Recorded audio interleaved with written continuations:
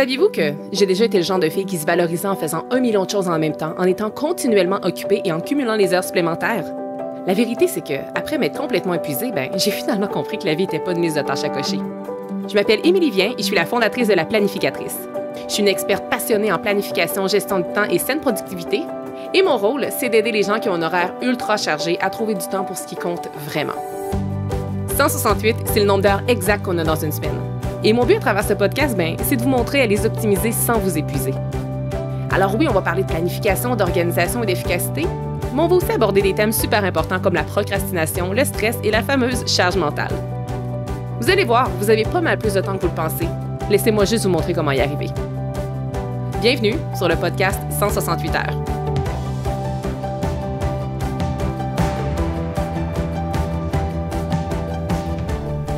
10e épisode déjà pour le podcast 168 heures. Merci beaucoup d'être ici et je suis super emballée par le sujet du jour qui est planification, prison ou liberté. Donc, j'ai vraiment l'impression que cet épisode-ci va être un peu différent des précédents, notamment parce que je vais être un peu moins dans le pratico-pratique, mais je vous assure que ce ne sera pas un épisode qui va être moins intéressant pour autant. Donc, ce que je vais faire aujourd'hui, c'est davantage vous livrer un témoignage plutôt que justement que des astuces comme je le fais à l'occasion. Donc aujourd'hui, je me sens vraiment inspirée de vous livrer mes connaissances, oui, mais surtout mon opinion sur la planification et ce que ça m'apporte à moi réellement dans ma vie. Et au cours des derniers mois, en fait plus précisément au cours du dernier mois, j'ai rencontré vraiment plusieurs personnes dans le cadre de mon travail. Notamment parce que j'ai donné plusieurs conférences. Et il y a des thèmes que j'ai remarqués qui revenaient très, très, très souvent à moi entre les différentes conférences que je donnais. Donc, un peu des conversations de corridor ou des gens qui venaient me voir après pour discuter de la planification. Donc, oui, le sujet de la planification revenait vraiment souvent, mais aussi le sujet de la prison et de la liberté.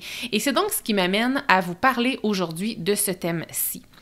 Je sais d'entrée de jeu qu'il y a plusieurs personnes qui ont peur de planifier par peur de limiter leur spontanéité. Donc, je ne compte plus le nombre de fois où j'ai entendu des gens me dire « Ah, c'est bien beau planifier, mais moi, je refuse de planifier parce que ça va littéralement tuer ma spontanéité. Moi, je suis quelqu'un qui est spontané. J'aime ça, faire ce que je veux quand je veux. Donc, c'est pour ça que je ne planifie pas. » Et si vous vous reconnaissez dans ce que je suis en train de dire, continuez votre écoute. À travers cet épisode-ci, je veux vous faire voir l'envers de la planification et que vous compreniez en quoi cette technique peut, contrairement à ce que vous pouvez peut-être croire, être le véhicule vers votre liberté. Donc là, vous me voyez venir, là, je suis en train de pas mal dévoiler déjà le punch de l'épisode. Et si vous êtes justement sceptique par rapport à ça, c'est à mon avis un signe que vous avez quelque chose à apprendre ici. Et comme toujours, je suis super ouverte aux discussions. Si vous avez des commentaires, vous avez envie qu'on discute en privé, n'hésitez vraiment pas à venir vers moi. Je suis toujours emballée de vous lire et toujours, comme je vous disais, très ouverte aux commentaires. Puis la vérité, c'est qu'en fait, moi, je suis pas ici aujourd'hui pour vous prouver que j'ai la science infuse sur la planification. Absolument pas. Puis mon objectif, c'est même pas de vous convaincre. Avant qu'on plonge dans le vif du sujet, je vous expose un peu comment j'ai fragmenté mon épisode. Donc, fidèle à mon habitude, j'ai 5 thèmes. Le premier qu'on va regarder ensemble, c'est liberté versus prison. J'aime ça commencer à la base, donc on va aller explorer ces deux différents mots pour bien distinguer, pour bien voir la différence. Ensuite, je veux regarder avec vous à quel point la liberté est importante pour vous. Parce que souvent, on va dire, oui, c'est important pour moi, mais est-ce que ça l'est vraiment? Donc, en deuxième étape, on va regarder ça ensemble. Ensuite, troisième et quatrième étape, je vais vous exposer ma vie d'avant et ma vie de maintenant. Donc, comment ma vie d'avant était une prison et pourquoi et comment ma vie d'aujourd'hui est remplie de liberté. Et finalement, je disais que ça allait pas être un épisode pratico-pratique, mais je vais quand même vous donner quelques conseils et astuces. Je veux terminer avec ma 5e étape, un peu pour vous dire comment la planification peut nous procurer de la liberté. Plongeons maintenant dans le vif du sujet. Et on commence avec la première étape, liberté versus prison. Donc, je vous l'ai dit d'entrée de jeu, je ne suis pas du genre à prendre pour acquis que les gens qui m'écoutent connaissent dans le fin détail les sujets que j'aborde. Alors, c'est pour cette raison que je vais vous lire intégralement la définition du mot liberté d'après le Larousse. Alors, possibilité d'agir selon ses propres choix sans avoir à en référer à une autorité quelconque, je voulais dire. Puis ça disait aussi temps libre dont on peut disposer à son gré. Alors, la liberté d'après le dictionnaire, c'est ça, cette signification-là. Et en fait, moi, j'aimerais ajouter à ceci, parce qu'on associe souvent, la liberté à l'argent. Et pas que c'est pas important l'argent quand on veut être libre. Au contraire, je pense que c'est quand même une ressource qui est assez importante, mais ce n'est pas l'unique ressource qui est importante et je dirais même que ce n'est même pas la plus importante quand il est question de liberté.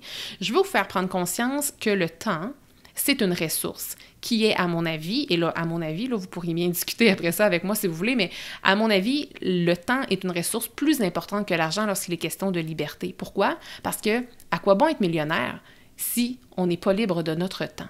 Et essayez de voir le temps vraiment comme étant une ressource, puis moi, je trouve qu'elle est encore plus précieuse que l'argent parce qu'on peut dépenser $1 aujourd'hui, puis demain, on peut faire $2, on peut faire $200 demain. Mais si on dépense aujourd'hui 1 minute ou une journée, jamais cette minute-là ou jamais cette journée-là va nous être rendue à nouveau. Elle est perdue, tout simplement. Donc, c'est super important de gérer notre temps de façon, d'une précieuse façon parce que c'est une ressource qui est non renouvelable.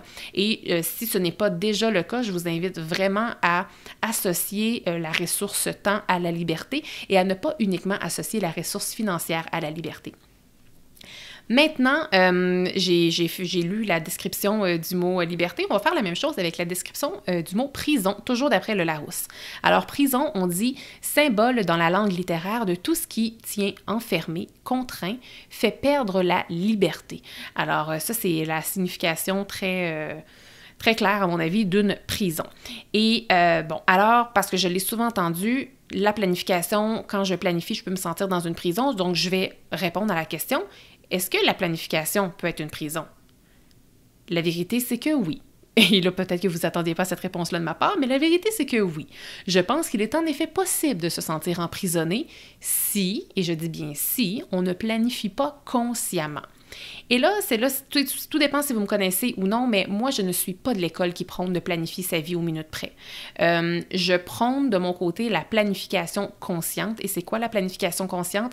C'est l'art d'investir du temps de qualité sur ce qui compte vraiment.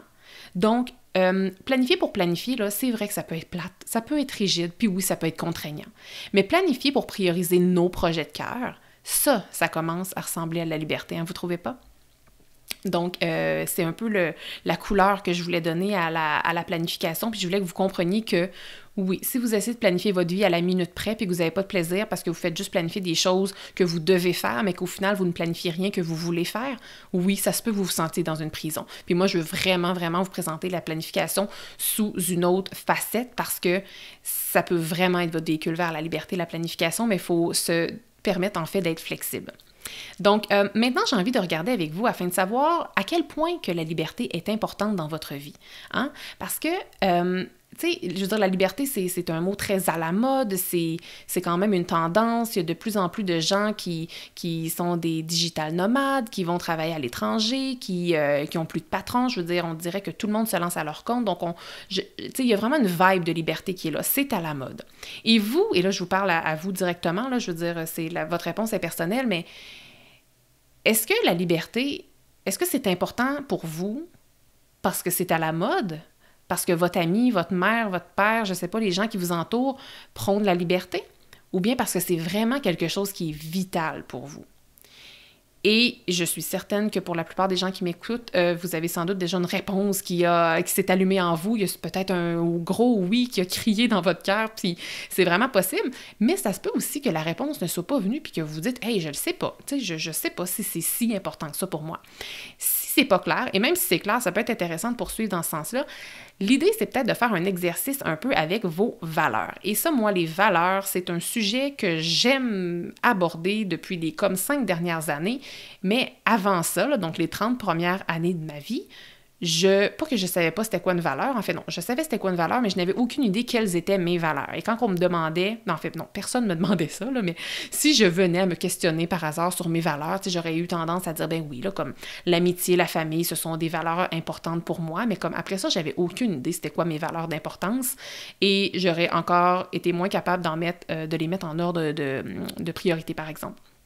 Mais je pense qu'il n'y a jamais de hasard et il y a un livre qui est tombé entre mes mains en 2018 qui m'a vraiment aidé en fait à changer un peu le parcours de ma vie, je peux le dire comme ça. Et c'est le livre Riche et heureux de John P. Strzelecki qui est le même auteur que qui est l'auteur, en fait, des Why Café, là, les fameux Why Café, je pense qu'ils sont rendus à 4 ou 5, là. Donc, je suis tombée par pur hasard sur ce livre-là. Il m'a parlé, je l'ai acheté et je l'ai lu, et c'est un livre super intéressant parce que dedans, il y a plusieurs exercices, notamment un exercice sur les valeurs. Et quand on est arrivé là-dessus, puis là, je dis « on » parce que mon conjoint et moi, on le lisait en même temps, c'était super enrichissant de le faire ensemble, et à un certain moment, il y avait un exercice sur les valeurs. J'ai dit « ah, on va faire l'exercice », et mon Dieu, que ça a été un exercice qui a valu la peine et qui m'a fait comprendre une panoplie de choses. Puis là, mon Dieu, j'ai l'impression que je suis en train d'ouvrir une parenthèse sur les valeurs, puis c'était comme pas tellement prévu, mais je vais quand même continuer parce que je pense que ça peut vraiment être enrichissant pour ceux qui m'écoutent. En fait, l'exercice des valeurs, ça m'a fait comprendre pourquoi j'étais déséquilibrée avant. Et quand je fais référence à avant, c'est avant dans mon ancien travail, lorsque j'ai fait un épuisement professionnel, lorsque je ne faisais que travailler. J'ai compris en fait que c'est parce que mes valeurs n'étaient pas au cœur de mon quotidien.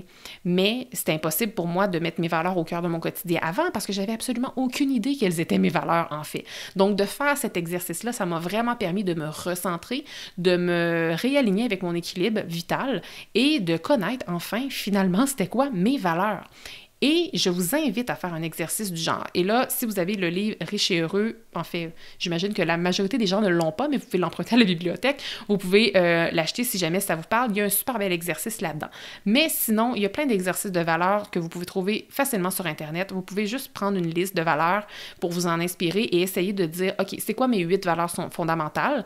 Puis quand je dis vos 8 valeurs fondamentales, ça ne veut pas dire que vous devez avoir juste 8 valeurs dans votre vie. Moi, de mon côté, j'en ai peut-être 50, mais je choisis d'en mettre en lumière 8 et je les mets en ordre de priorité. Fait que ça peut être aussi simple que ça de faire l'exercice. Ou si jamais vous êtes étudiante de certaines de mes formations, c'est souvent un exercice que je fais dans mes formations.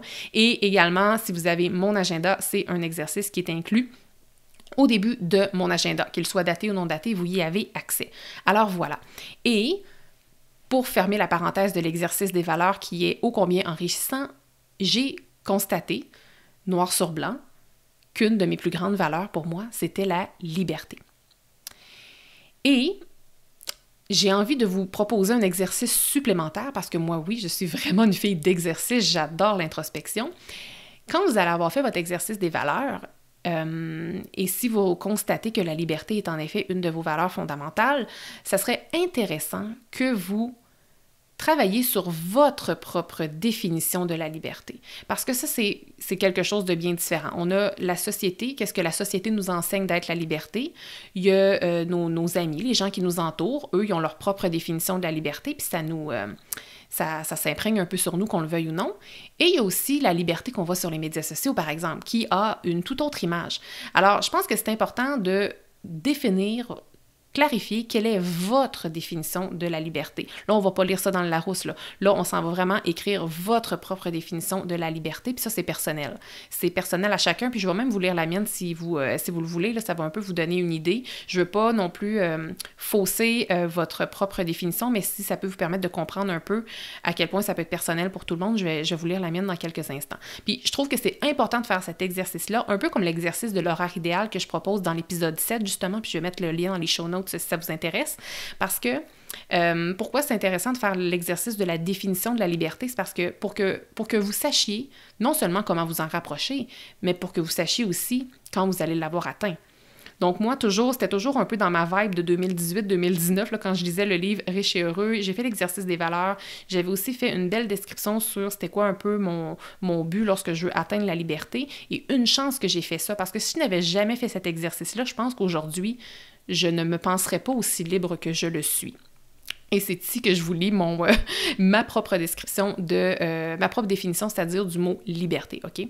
Et encore une fois, c'est vraiment personnel, ça peut être complètement à l'opposé, votre définition, c'est vraiment parfait.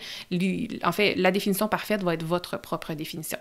Donc, moi, pour moi, une vie de liberté, c'est que je me réveille excitée tous les jours pour faire ce qui me plaît, quand je le souhaite, avec les personnes de mon choix. Je me lève chaque matin du lit en aimant vraiment mon existence. J'aime mon travail et les personnes qui partagent ma vie personnelle et professionnelle. Je me couche chaque soir avec un sentiment d'accomplissement et je suis impatiente de vivre la journée du lendemain. Donc ça, pour moi, c'est la définition parfaite pour moi, encore une fois, je le précise, là, c'est très volontaire ma répétition, c'est pour moi la définition parfaite de la liberté. Et cette liberté-là, je ne la vivais aucunement avant. Donc, dans mon ancienne vie, j'étais très éloignée de cette définition-là. Par contre, quand j'ai commencé à vivre ma nouvelle vie, donc quand j'ai commencé à faire des choix conscients dans ma vie, quand j'ai commencé à planifier mes projets et à ne pas uniquement planifier les projets des autres personnes, j'ai commencé à littéralement vivre cette réalité-là. Et ça peut se faire, et une fois que c'est écrit cette réalité-là, une fois que c'est écrit cette définition-là, c'est beaucoup plus facile de s'y accrocher et de s'aligner à celle-ci. Donc, voilà. Puis en fait, c'est ça, je vois aussi quelques personnes parfois qui refusent de planifier justement parce qu'ils ont peur de se sentir emprisonnés, mais il y a certaines personnes qui le font pas, donc qui ne planifient pas, mais qui ont vraiment une belle capacité à vivre en toute liberté dans leur quotidien. Donc, elles font ce qu'elles veulent, elles se sentent jamais contraintes, et si jamais c'est ça votre vie, là, que vous refusez de planifier, mais que vous vous sentez parfaitement libre, que vous faites ce que vous voulez quand vous voulez, continuez ainsi, là. Continuez ainsi. Mais par contre, ce que je vois encore plus souvent, c'est des gens qui prônent la liberté et qui refusent de planifier, mais qui se sentent continuellement à la merci des autres et qui passent leur temps à gérer les priorités des autres personnes. Donc, si vous reconnaissez ici, je pense que la planification peut vous aider, puis en poursuivant votre écoute, vous allez comprendre encore plus pourquoi. Parce que si vous ne faites pas de place pour vos priorités à vous, pour vos projets à vous, bien, les priorités puis les projets des autres vont toujours prendre le dessus dans votre horaire. Je suis convaincue que c'est une loi universelle, puis ça va toujours arriver. Puis, qu'est-ce qu'on fait quand on veut faire de la place pour soi, dans son horaire, pour nos projets, pour nos ambitions, pour nos réalisations qu'on veut faire? Eh bien, on doit planifier. C'est ce qui m'amène à faire le pont pour vous parler rapidement un peu de ma vie d'avant, en quoi c'était une prison. Si vous ne connaissez pas mon histoire et que vous êtes intéressé à l'apprendre dans les moindres détails, je l'explique justement dans les fins détails dans l'épisode 2 du podcast.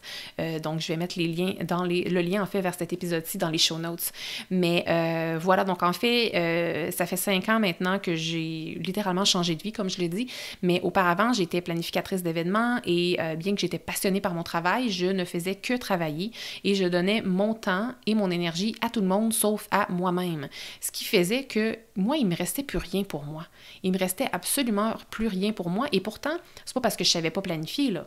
J'étais une planificatrice professionnelle, j'étais payée pour ça. Je planifiais des grands événements, je planifiais la vie des autres personnes, en fait. Puis quand j'étais rendue à moi pour planifier ma vie à moi, mes projets à moi, ben il me restait plus rien. Ce qui fait que les années se suivaient, mais rien ne changeait. Et à chaque début d'année, je me disais, OK, bon, là, cette année, je vais faire ci, je vais faire ça, parce que j'ai toujours eu beaucoup d'ambition. Et, ben c'est ça. Ça durait 2-3 semaines, puis après ça, je me disais, ben ça va aller à l'année prochaine, puis à l'année prochaine. Donc, c'est pour ça que je vous disais que les années suivaient, mais que rien ne changeait. Ce qui fait que moi, au fond de moi, comment je me sentais, c'est que j'avais un profond sentiment de désalignement et je sentais toujours qu'il me manquait quelque chose. Je ne me sentais jamais comblée. Il y avait vraiment un sentiment de manque qui m'habitait, puis je me répétais comme souvent dans ma tête, comme c'était un peu plate parce que je me disais, est-ce que c'est juste ça la vie? Tu sais, quand on est jeune, on a hâte d'être grand. Quand on est un peu plus grand, on a hâte de finir l'école. Quand on finit l'école, on a hâte de commencer à travailler. Après ça, on a hâte de commencer à faire de l'argent. Tu sais, on a hâte d'être en amour. On a hâte d'avoir ci, d'avoir ça. Puis là, moi, j'étais vraiment dans ce pattern-là. Puis là, je me disais, ben, puis j'avais souvent même cette conversation-là avec mon chum. Puis je me disais, ben, tu sais, quand on va avoir notre grosse maison, tu sais, quand on va déménager, quand on va vivre dans un autre quartier, quand on va faire plus d'argent, quand on va même gagner à la loterie, là, c'était même rendu ça que j'espérais de ma vie, alors que, tu sais, on s'entend, tu sais, c'est qui gagne à la loterie? Est-ce que j'aurais été plus heureuse? Pas certaine. En tout cas, tout ça pour vous dire que malgré toutes les choses à laquelle je m'attachais, puis je me disais, quand ça va arriver, je vais me sentir plus alignée. Quand ça va arriver, je vais être mieux. Bien, je peux vous confirmer que quand on a déménagé dans notre beau quartier, quand on a déménagé dans notre grosse maison, puis quand on a commencé à faire plus d'argent, mon chum et moi, bien, il n'y a absolument rien qui a changé à ma liberté. Pourquoi? Parce que je me sentais encore coincée de l'intérieur. Et à l'époque, il faut dire que je me victimisais beaucoup, chose que je ne fais plus maintenant, mais à l'époque, je me victimisais beaucoup. Donc, tu sais, si je me sentais pas libre de l'intérieur ou si je pouvais pas faire ce que je voulais, ben je disais, ah, ben c'est parce que j'ai trop de travail, j'ai trop de travail au bureau. Tu sais, il y avait toujours une raison. Ah, ben là, je suis dans un rush. Puis là, c'était souvent rattaché au travail. Fait que donc, c'est pas un hasard pourquoi je me suis rendue en épuisement professionnel, mais je me victimisais beaucoup. Et quand on se victimise, je sais pas si vous avez des fois l'impression que vous le faites, peut-être que vous aussi vous le faites sans vous en rendre compte, mais lorsqu'on se victimise, on se sent coincé de l'intérieur, on se crée nous-mêmes notre propre prison.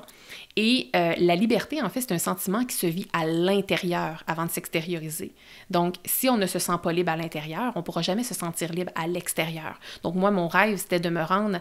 mon rêve, il y a 5 ans, là, je rêvais de me sentir libre, mais je n'étais même pas capable de me sentir libre à l'intérieur. Donc, c'était certain que peu importe ce que j'allais ajouter dans ma vie extérieure, jamais je ne m'aurais senti libre.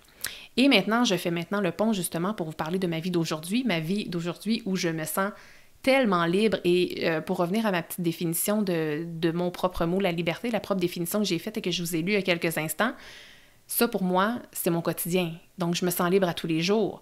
Et c'est mon quotidien depuis plusieurs années. Là, je vous dis que j'ai changé de vie il y a 5 ans, mais peu de temps après, tu sais, ça fait pas juste 2 jours là, que j'ai le sentiment de vivre de liberté. Ça fait déjà 3-4 ans que je vis de liberté de façon alignée avec cette définition-là. Donc voilà, je voulais juste vous dire ça rapidement comme ça, mais maintenant, j'ai envie de vous dire un peu la planification, pour moi, ça signifie quoi?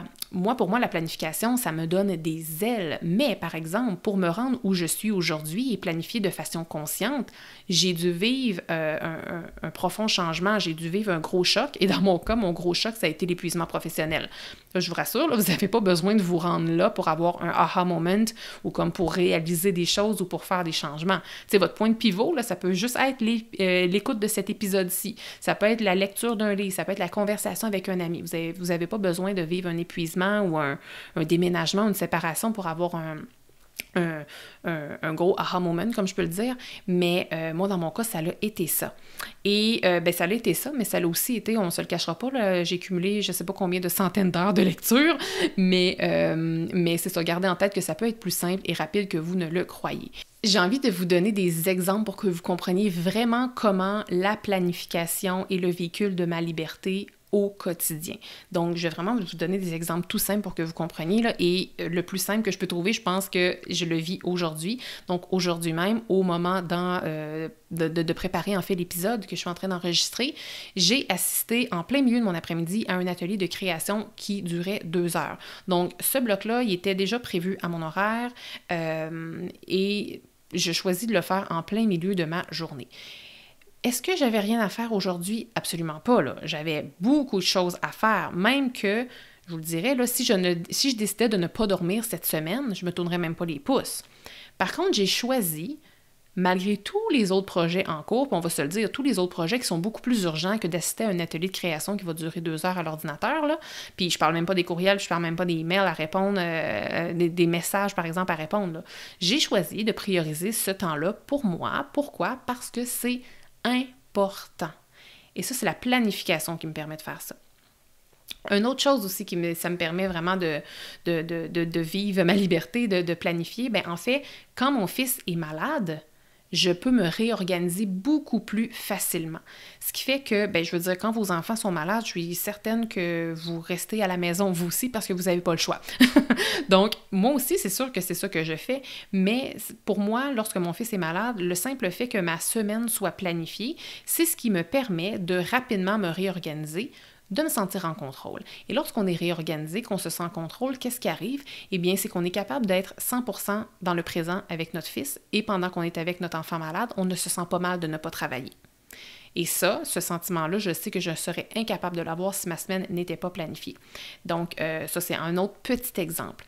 Une autre chose aussi qui me permet tellement de me sentir libre à tous les jours, c'est que je travaille sur les projets que je veux. Et là, vous allez peut-être me dire, oui, c'est sûr, mais toi, tu es à ton compte, tu fais ce que tu veux. Oui, vous avez raison. Si j'avais un employeur, peut-être que j'aurais des projets qui me seraient imposés. Mais reste que ça reste un choix. Et même quand j'avais, dans mon ancien travail, là, même si oui, j'avais des projets qui m'étaient imposés, il y avait un paquet de projets de cœur que j'aurais voulu faire, mettre en place, mais je ne me donnais jamais la permission de le faire. Pourquoi? Parce que je ne les planifiais pas, parce que je ne gérais pas bien mes priorités, ce qui fait que je ne faisais que gérer les urgences. Et lorsqu'on planifie consciemment, c'est ça qui nous permet de faire de la place aux choses importantes dans notre horaire, même si elles ne sont pas urgente dans le moment. Et c'est notamment grâce à ça, grâce à la planification, que dans les derniers 3 ans, j'ai dû mettre en place plus de projets que j'aurais pu le faire en 10 ans si je ne planifiais pas. Là. Honnêtement, comme c'est rendu une deuxième nature pour moi de mettre en place des projets, de créer, de sortir des choses.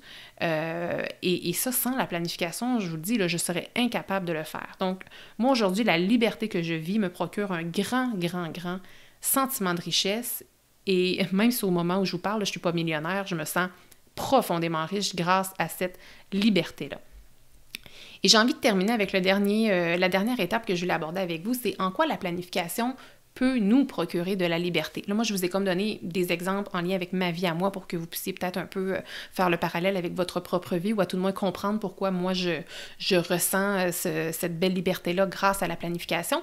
Mais là, maintenant, je vais vous donner des petits conseils un peu pour que vous puissiez le faire directement dans votre quotidien à vous. Donc, la première chose à retenir, et c'est vraiment très important, c'est qu'il faut se permettre d'être flexible. Faites respirer votre horaire. Le but, c'est pas de planifier pour en faire plus, là. Puis, je veux dire, je vais vous l'avouer, si vous vous mettez à planifier, naturellement, ça va devenir un effet secondaire d'être capable d'en faire plus. Mais le but ultime de planifier, c'est pas pour en faire plus.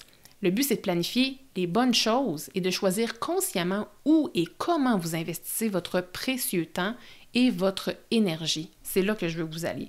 Donc, restez flexible. La deuxième chose qui est hyper importante, c'est de choisir de se prioriser. Parce que si vous ne planifiez pas vos projets, vos activités et votre temps personnel, bien les autres vont remplir votre horaire à votre place. Et ça va arriver tout le temps. Si vous attendez d'avoir un 10 heures comme par magie qui va tomber une semaine pour un de vos projets que vous voulez réaliser, je m'excuse de vous l'annoncer, mais ça n'arrivera jamais. Et quand je parle de faire de la place à votre horaire pour vos priorités, je ne parle pas juste des rendez-vous, là, mais je parle aussi et surtout des tâches qui sont reliées à vos projets, par exemple. Et j'ai même envie de vous lancer un petit défi. Donc, je suis persuadée que si vous m'écoutez, vous devez avoir une grosse semaine devant vous. Je suis certaine qu'il va y avoir plein d'urgences et plein d'imprévus. Et vous risquez peut-être même de manquer de temps. Mais moi, ce que j'ai envie de vous donner comme défi, c'est de penser à un projet là, que vous remettez toujours à plus tard. C'est un projet qui vous tente vraiment, là, mais que vous remettez toujours à plus tard parce que c'est jamais urgent. Mais ça fait longtemps que vous le remettez, puis ça fait longtemps que vous avez envie de travailler dessus, puis c'est le genre de projet qui va vous énergiser, OK? Bon, bien, ce projet-là, là, je vous mets au défi dans la semaine qui vient, d'investir 30 minutes minimum dans ce projet-là. Puis là, 30 minutes, vous allez dire, ben ça vaut pas la peine parce que mon projet va peut-être me prendre, c'est un gros projet, vous allez me dire que 30 minutes, c'est pas suffisant, ça vaut pas la peine de commencer à se mettre dans le bain du projet puis d'arrêter après. Je le sais que 30 minutes, c'est pas beaucoup. Mais ce que je veux que vous compreniez, c'est que 30 minutes, là, c'est 2 heures par mois, puis c'est 26 heures par année. Puis en 26 heures, on a le temps des fois de compléter un projet au complet. Hein?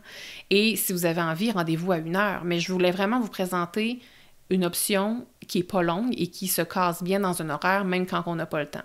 Parce que si vous avez le temps d'aller sur les médias sociaux 30 minutes, 1 heure ou 2 heures dans une journée, vous avez le temps pour un petit 30 minutes pour votre projet de cœur dans une semaine.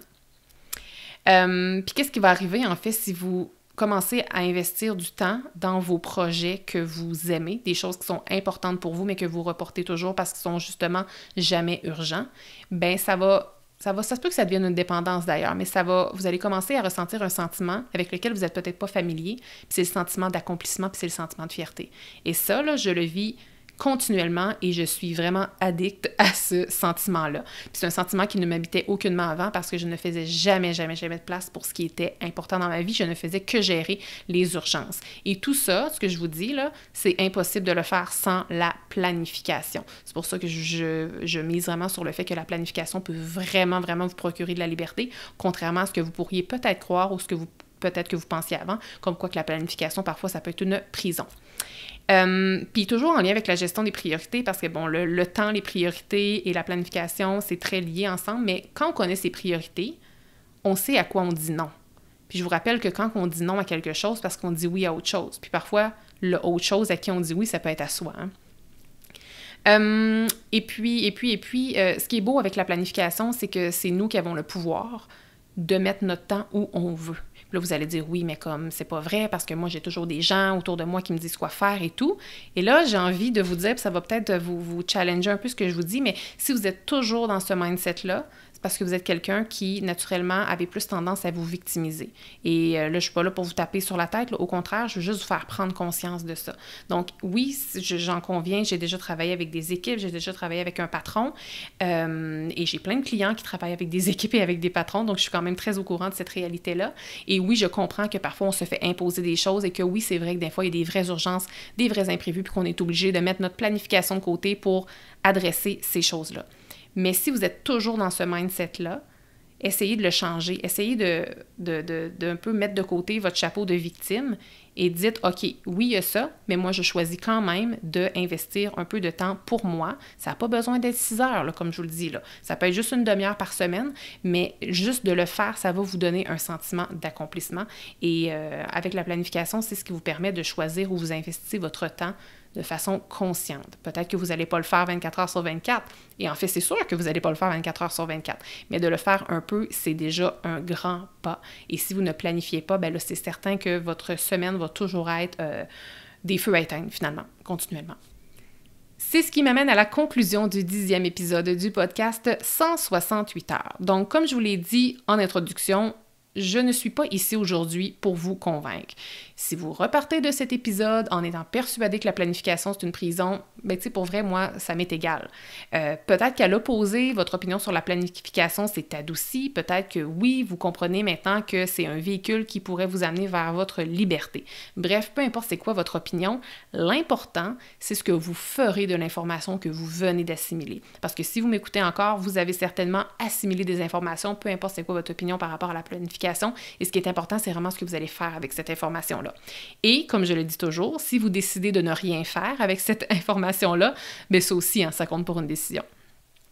Si jamais vous commencez à comprendre que la planification pourrait être en effet votre véhicule pour la liberté, mais que vous savez peut-être juste pas par où commencer pour planifier, sachez que j'ai conçu un super aide-mémoire pour vous aider, puis en plus de ça, il est gratuit. Donc, si vous êtes déjà abonné à ma bibliothèque de ressources gratuites, il s'agit de l'outil qui s'appelle Aide-mémoire pour planifier sa semaine.